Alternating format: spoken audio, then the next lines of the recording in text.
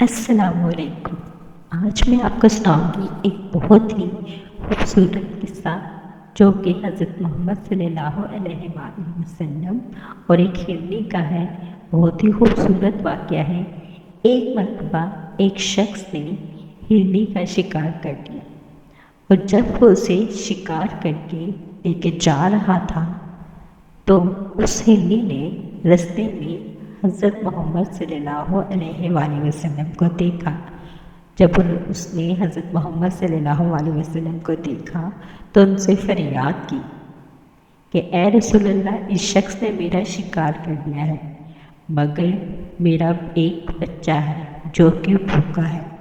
آپ اس شخص سے مجھے اتنی اجازت دے دیں کہ میں جا کر اپنے بچے کو دودھ پلاؤں۔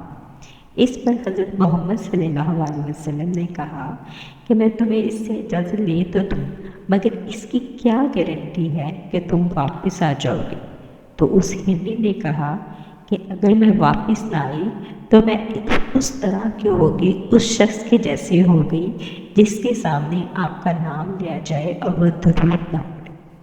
تو حضرت محمد صلی اللہ علیہ وسلم نے شخص سے کہا کہ ہرنی کو اجازت دو کہ وہ اپنے بچے کو دودھ پلائے۔ تو وہ گئی اور اپنے بچے کو دودھ پلائی۔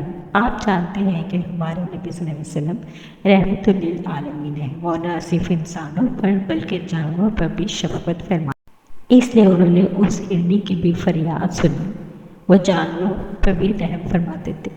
ہرنی اپنے بچے کو دودھ پلا کر واپس آ گئی تو اس وقت حضرت جبرائیل علیہ السلام حضرت محمد صلی اللہ علیہ وسلم کے پاس آئے اور انہیں کہا کہ جس طرح ہرنی لوٹ کر آئی ہے اسی طرح آپ کے امتی قیامت کے دن اللہ تعالیٰ آپ کو لوٹائے گا، وہ آپ کے پاس آپ کی فریاد کرنے پر اسی طرح واپس آئیں گے۔ سبحان اللہ، سبحان اللہ۔